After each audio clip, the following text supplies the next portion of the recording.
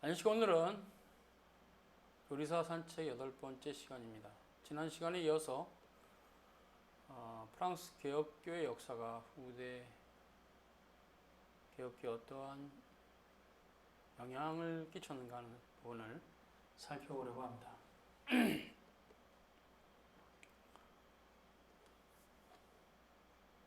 프랑스 개혁교회는 1598년 앙리 4세에서 낭트 칙령이 발효되므로 이제 종교의 자유가 있었어요. 그리고 그 기간에 많은 일이 있고 또 그것은 프랑스뿐만 아니라 개혁교회 전체 하나의 기회였죠.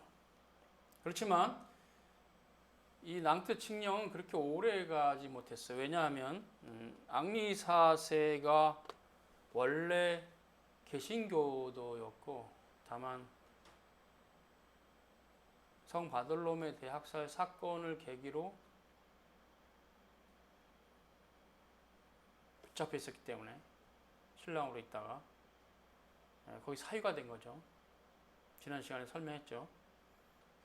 그래서 어쩔 수 없이 로마 가톨릭으로 개종을 하고 이제 왕족, 프랑스 왕족으로 살다가 그 당시 왕이 이제 프랑스 왕 샤를 9세인데 샤를 9세가 죽고 그 동생인 앙리 3세가 왕이 됐으나 그도 암살을 당해서 죽고 결국 앙리 4세가 왕이 됩니다. 앙리 4세는 그래도 마음 안에 개신교 신앙이 있었기 때문에 형식적으로는 로마 가톨릭 신자로 있었으나 왕이 된 이후에 바로 낭트 칙령을 발효하게 되죠. 낭트 칙령이 1598년도에 시작되고 그것에 대한 폐지가 루이 14세 때 1685년인데 약 한 87년 정도 거간 정도 프랑스 땅에 종교의 자유가 있었어요. 지금의 종교의 자유처럼 무제한은 아니고요. 상당히 좀 제한적인 면이 있었습니다. 그런데 1685년 퐁렘블로 칙령, 루이 14세가 체결한 발효한 건데 이것을 낭트 칙령이 폐지가 되죠. 이 종교의 자유가 없어집니다. 이로 인하여 많은 개신교도들이 프랑스 땅을 떠났고 프랑스 상태는 어느 정도까지 이르렀냐면 경제가 마비될 정도. 굉장히 탄탄한 중산층들이 위그노들이었는데 그들을 제거함으로써 프랑스의 국력이 심히 약해지는 결과를 낳았습니다.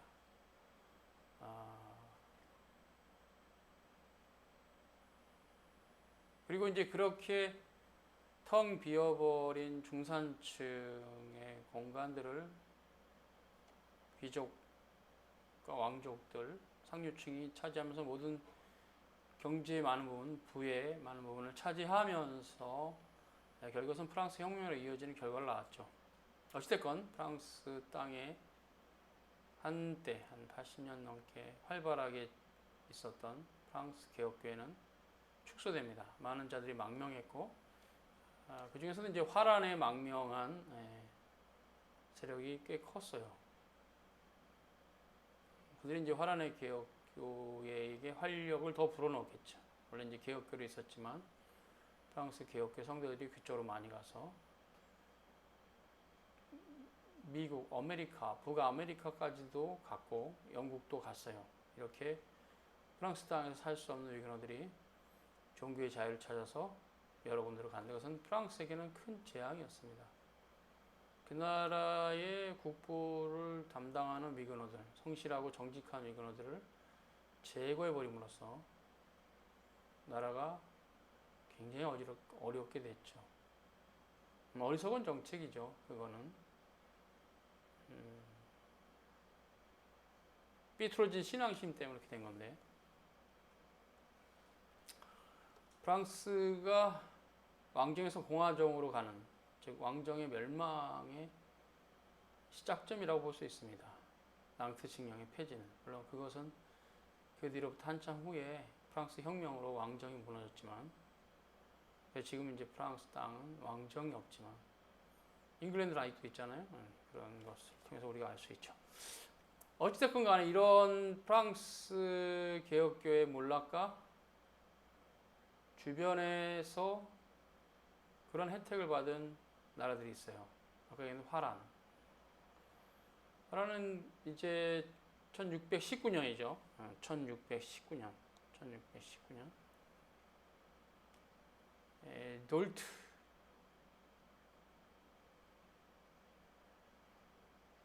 신조를 결정하고 그 법에 따라 굉장히 종교적으로 발전합니다.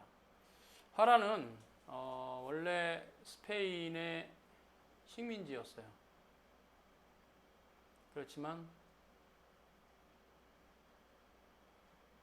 식민지로부터의 독립과 종교의 자유를 함께 얻고자 싸웠어요. 하나는 이제 우리가 네덜란드로 하죠. 언더랜드, 바다보다 땅이 낮은 언더랜드, 상당히 제방들이 많은 풍차의 나라인데, 그 하란이 끝없는 싸움 가운데 스페인으로부터 독립했고 개혁 교회의 나라를 세웠어요. 물론 그러나 국교는 아닙니다. 정치와 종교가 일치하는 형태는 아니고 약간 분리된 형태나 많은 경우에 국가가 교회를 보호하는 형태로 있었어요. 국가 교회 비슷한 형태, 그러나 국가 교회는 아닙니다. 그리고 하란은 그렇고요. 하란은 돌트 신조를 1619년에 결정한 그것이 상당히 하란의 역사 가운데 중요한 역사입니다. 그래서 일치 신조에서 웰즈 신앙 고백과 하이델베르 이른다 돌트 신조 세 가지를 채택했어요. 그러니까 하란의 교회법이죠. 하란의 교회법, 하란 개혁 교회법입니다. 이제 그쪽으로 프랑스 개혁 교회의 영향이 있었고 하란 쪽으로, 그리고 이제 더 중요한 영향은 대영 제국이죠. 잉글랜드와 스코틀랜드 이쪽에 영향을 줬어요. 대륙의 개혁교회가 잉글랜드에 영향을 준 것은 마틴 부서 크랜머의 초청으로 책임 교수로 잉글랜드에 갔던 마틴 부서의 영향이 있고, 그 이후에는 토마스 카트라이트, 프랑스의 개혁교회로부터 배웠던 장로교회가 거룩한 보편교회라는 교리를 알게 된 그분, 그래서 그분이 썼던 장로정치 지침서라는 책이 있습니다. 그리고 토마스 카트라이트의 영향을 받은 세대가 후에 제임스 1세 시대의 퓨리탄들입니다. 대충 역사는 이런데요. 토마스 카트라이트는 엘리자베스 1세 시대에 살았던 사람이에요. 죽음조차도 엘리자베스 1세 1603년인데요. 죽음의 때와 해가 같아요. 같은 동해, 같은 나라 아니지만 돌아가신 그 연도가 같아요. 잉글랜드 개혁교회는 아주 독특한 방식으로 시작이 되는데, 그것은 헨리 8세라고 하는 그 왕이 자신의 첫 부인, 실은 원래 형수였는데 형이 일찍 돌아가셔서 그 미망인을 취하해야 왕이 될 수 있다는 조건 안에 왕으로 얻었는데, 그래서 피에 메리를 얻었죠. 나중에 피에 메리라고 되는 아들을 얻기 위해서 개신교도 엠볼린과 연애하고, 엠볼린이 왕비 자리가 필요하다, 나는 그렇지 않으면 결혼 안 한다라는 그런 압력을 받고 본인이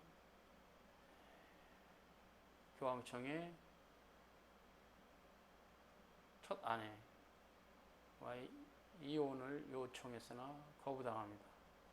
그러니까 아예 본인이 수장령을 발표해서 교황청과의 관계를 끊어버려요. 정치적으로는 독립적이니까 교황청과의 관계를 끊는다고 뭐 상관없겠죠. 이제 그런 식이 된 것은 그분이 상당히 신학적 수준이 높았다 그래요.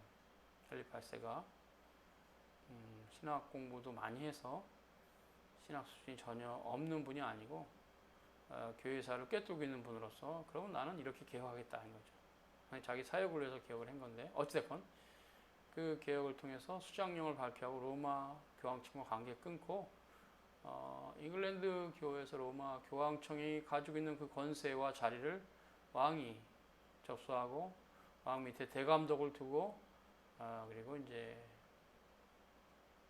교회를 다스렸죠. 잉글랜드 교회를. 그게 이제 헨리 8세 일이에요. 헨리 8세 그런 나이 들어서 죽었고 그의 아들 에드워드 6세 엠볼린이 난 아들이 아니에요. 엠볼린은 엘리자베스 1세를 낳았습니다. 또 다시 다른 여자와 결혼해서 결국 그 낳은 아들과 에드워드 6세인데 그가 좀 병약했어요. 그래서 이제 존 낙스가 활동을 할 때죠. 그래서 일찍 죽었어요. 그러니까 왕위 계승 순서가 헨리 8세, 에드워드 6세, 그 다음에 이제 여자 중에서 큰딸, 그러면 피에 메리, 첫 부인에게서 나온 딸이 왕이 되면서 조금 피바람이 불렀죠. 왜냐하면 그 분은 부왕의 종교 정책도 반대했어요. 오직 로마 카톨릭으로 돌아가야 된다. 헨리 8세 이전으로. 그래서 잉글랜드 피플들하고 큰 마찰이 있었고 그리고 스코틀랜드에 대해서도 굉장히 핍박을 했기 때문에 존 낙스도 잠깐 동안 제네바로 가서 칼빈과 베자와 교제를 하게 됩니다. 어쨌든 간에 이런 역사 가운데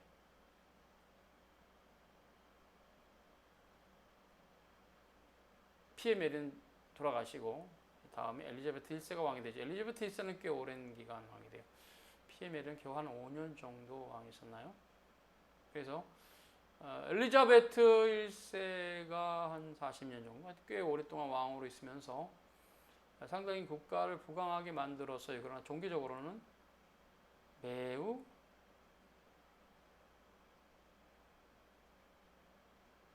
답보적이었다.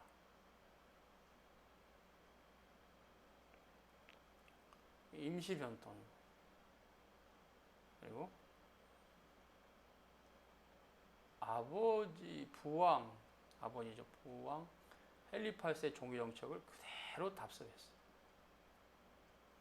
그러니까 이제 토마스 카트라이트 이후에 잉글랜드에서 성장한 장로교 프리탄들이 견디기 어려운 거죠.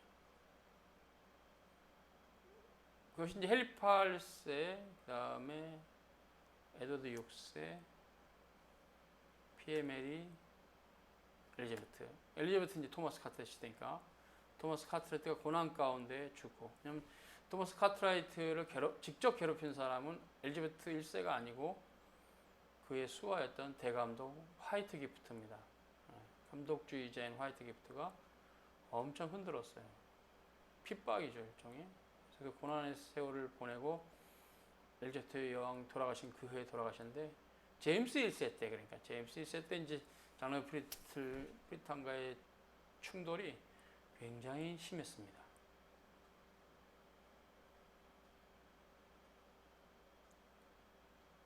원래 스코틀랜드의 제임스 6세였거든요. 스코틀랜드 왕이었어요.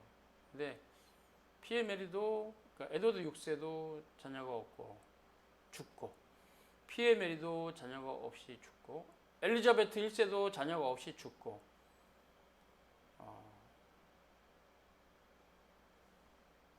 투도 왕조인데 역사 속에 사라졌죠.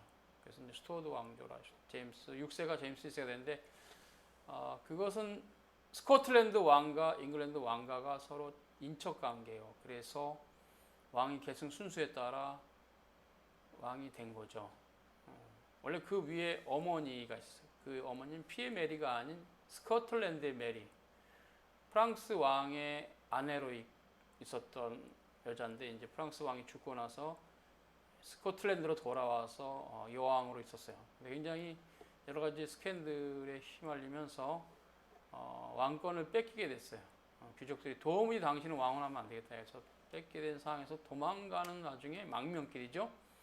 프랑스 시가댁인 프랑스로 가느냐 아니면 그래도 인척 관계인 잉글랜드로 가느냐 할 때 신하들은 프랑스로 가자 하는데 본인은 잉글랜드를 선택했어요. 이분이 바로 제임스 1세의 모친입니다. 이분이 잉글랜드에 가서 결국 엘리자베트 1세에 의해서 집안에 갇힙니다.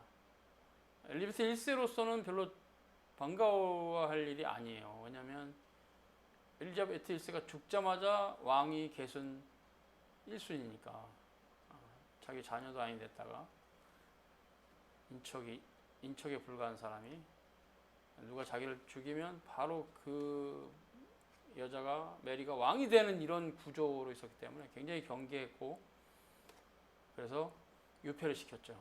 나중에는 이제 반역죄로 몰아서 죽였어요. 엘리자베트 여왕 시대에. 그러니까 이제 아이를 냅두고 도망간 거죠. 어머니가 망명한 거니까. 아이는 이제 친척 손에서 컸겠죠. 그래서 바로 왕이 되고 섭정이죠. 그러다가 이제 나이가 들어서 왕으로 있다가 엘리자베트 1세까지 돌아가시니까 스코틀랜드와 잉글랜드 두 나라를 겸직하는 왕이 됐어요. 처음에는 제임스 6세 때 있을 때는 그 스코틀랜드가 장로교가 강하니까 별로 이렇게 자기 뜻을 펼치지 못하고 장로교를 따라가는 척하다가 잉글랜드 입성한 이후부터는 확실히 자기 색깔을 내는데 그것은 자기의 선왕 엘리자베트 1세의 종교 정책을 그대로 따라간다. 바로 답습하겠다. 이렇게 해가지고 감독교회로 가죠. 이것은 잉글랜드 안에서의 장로교 프리턴과의 싸움도 있지만 스코틀랜드에서 그래도 장로교 국가라 할 수 있는 스코틀랜드의 왕이 장로교를 버리고 다시 국교회로 간다라는 거에 대해서 스코틀랜드의 피플들이 굉장히 분개했죠. 근데 왕인 걸 어떻게 해요? 그래서 왕이 또 잉글랜드와 스코틀랜드를 함께 핍박합니다. 국교도로 가라. 이게 이제 국교도로 가라. 이게 컨퍼미스트입니다.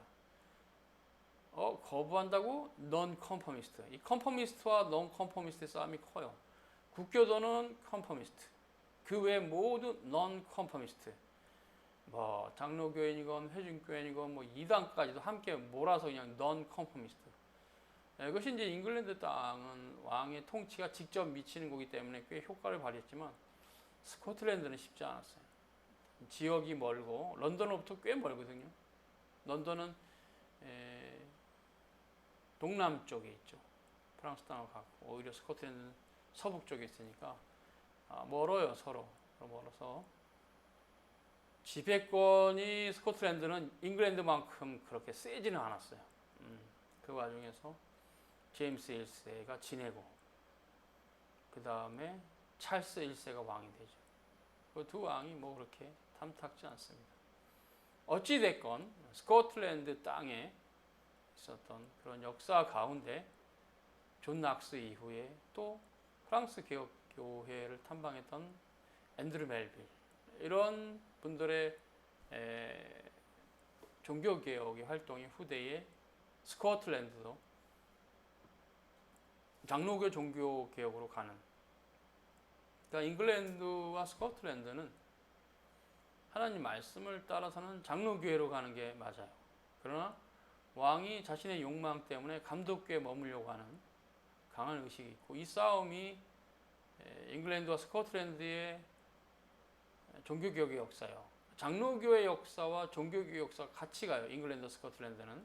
그래서 프랑스 개혁교회로부터는 프랑스 개혁 교회로부터 배운 장로교회 정치를 이제 잉글랜드와 스코틀랜드에 이식해서 그러한 교회로 가야 된다고, 그것이 거룩한 보편교회라는 것을 알았는데에도 불구하고 잉글랜드 국왕의 자기 욕망에 취한 강압적인 종교 정책으로 번번이 큰 싸움 가운데 효과적인 어떤 결과를 낳지 못하죠. 그러다가 스코틀랜드는 그래도 점진적으로 종교가 개혁이 되며 장로교 체제로 변환됩니다. 감독교였는데 왕은 감독교회를 선호하나 교황 정치, 그러니까 로마 카톨릭 그대로 스코틀랜드는 선호했어요. 잉글랜드는 이제 국교회 형태고, 근데 둘 다 감독교회입니다. 스코틀랜드는 귀족들과 평민들이 함께 왕의 종교 로마 카톨릭을 싫어했어요. 그러다 보니까 자연스럽게 1638년 내셔널 커버넌트 국민 언약이 체결되고, 그 국민 언약에서 스코틀랜드는 종교 개혁이 이루어진 거죠. 장로교회적으로 완성이 된 거죠. 그런 스코틀랜드의 모습을 많이 불허했던 잉글랜드는 엄숙동맹과 그 언약을 맺습니다. 그 언약을 맺게 된 이제 배경은 찰스 1세 때인데요. 그때도 여전히 이제 장로교 프리탄들, 해중교 프리탄들도 마찬가지입니다. 감독교회는 다 싫어하니까. 개혁교회는 감독교회를 싫어합니다. 다 예외 없이. 그래서 감독교회는 개혁교회가 아니에요. 될 수가 없어요. 어떤 간에 그렇게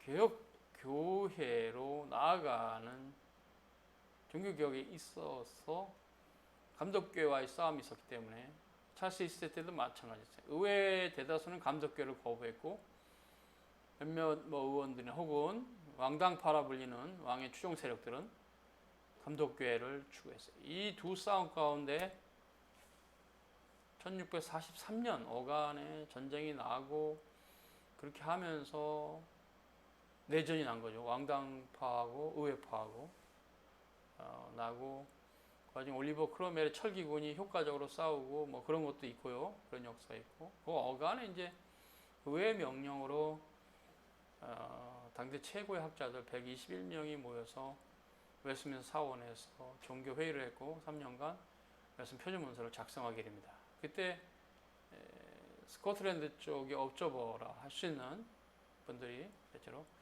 알렉산더 핸더슨, 사무엘 러더퍼드, 조지 길레스피, 로버트 발리, 또 그다음에 이제 평신도로서 와리튼 경이라는 분이 같이 왔는데요. 어찌됐건 그분 또 일반 신자로서 굉장히 평신도로서 한 위치를 가지고 있는 분인데, 그런 분들이 함께 와서 웨스트민스터 총회에 참여하고 돌아갔어요.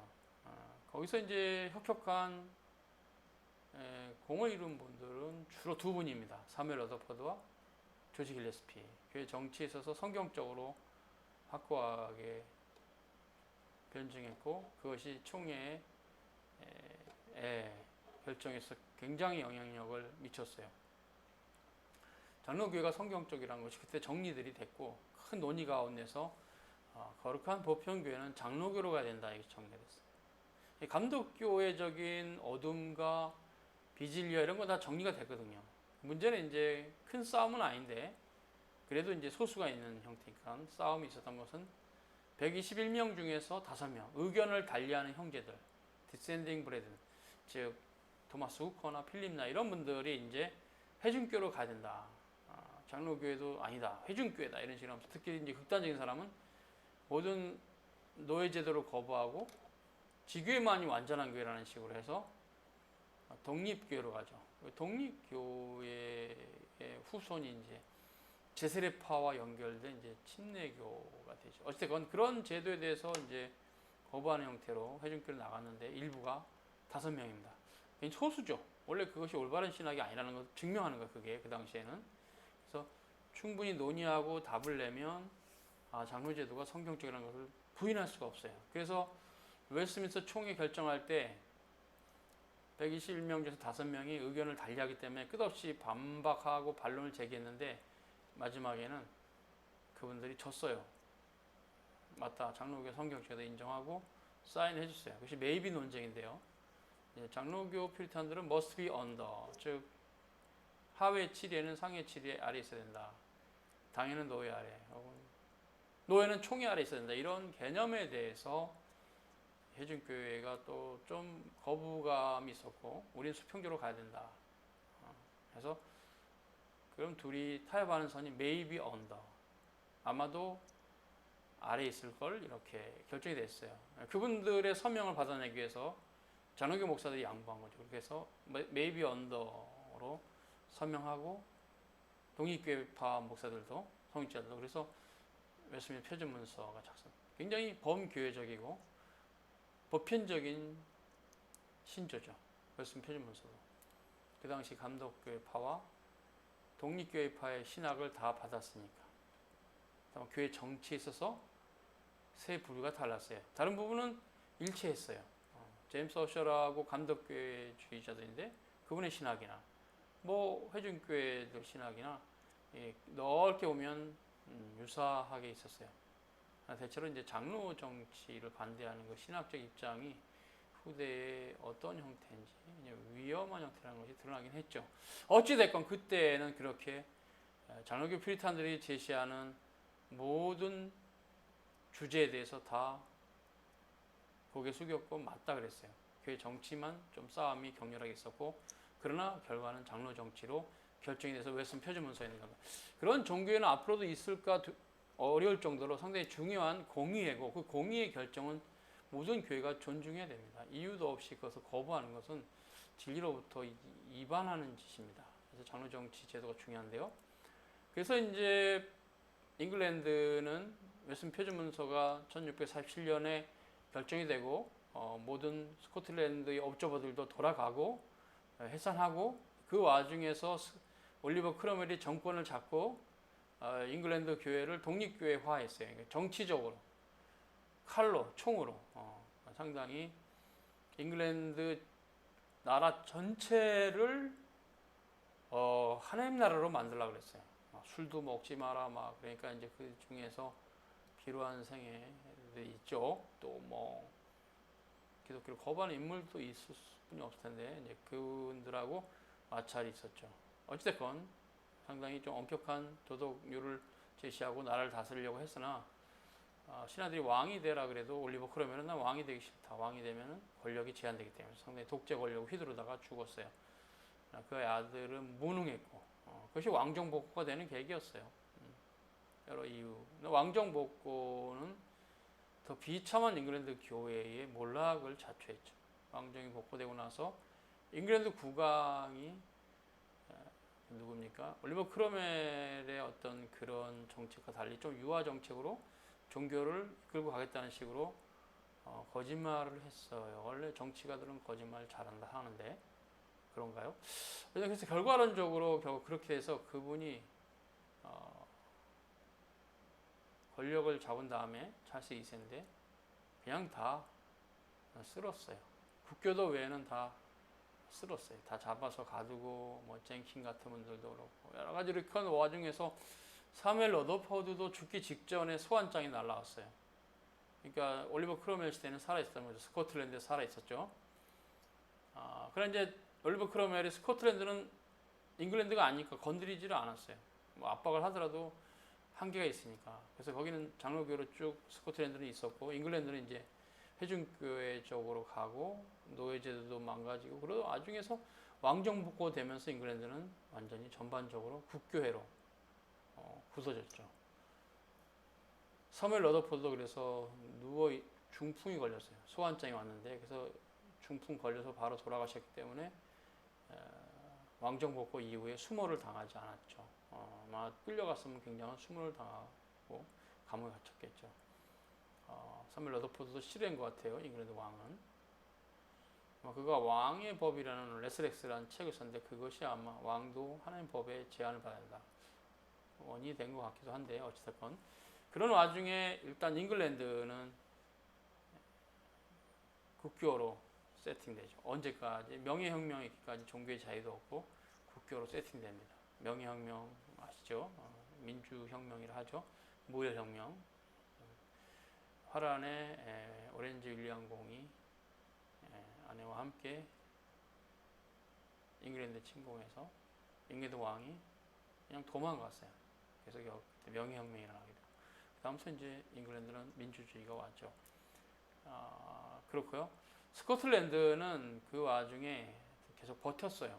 그 왕이 왕정복고 이후에 잉글랜드 땅은 국계로 고착화시키고 그래서 누르기, 압착 해서 완전히 그렇게 주물을 짜듯이 그렇게 했으나 스코틀랜드는 만만치 않죠.